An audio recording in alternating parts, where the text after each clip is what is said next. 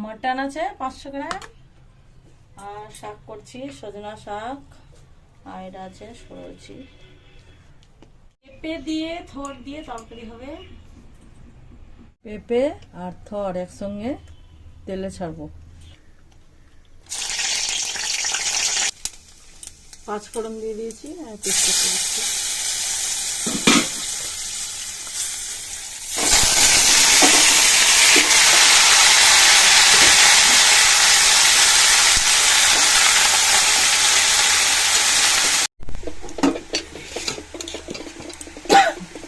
জিরা আদা লঙ্কা নিরামিষ করছি।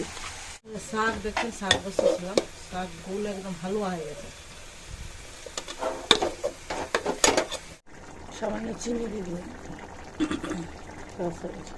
লঙ্কা শুকনো লঙ্কা 5 ফোড়ন দিলাম আর শাক।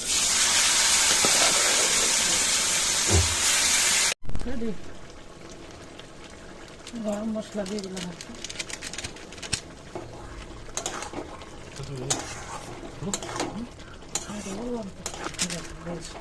আমাদের তরকারি হয়ে এসছে।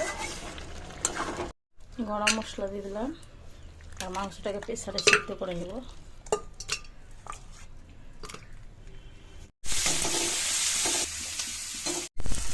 লবণ দিয়ে দিলাম,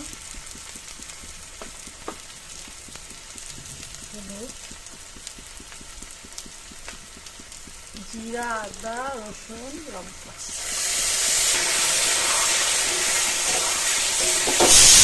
মশলা কষানো হয়ে গেছে, আলু দিয়েছি, ভাজা আলু।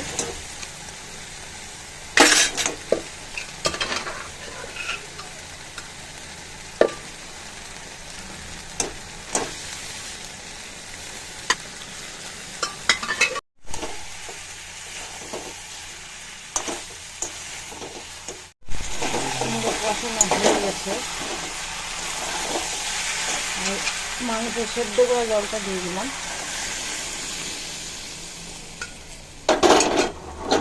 উপর থেকে ধনেপাতা দিয়ে দেবো।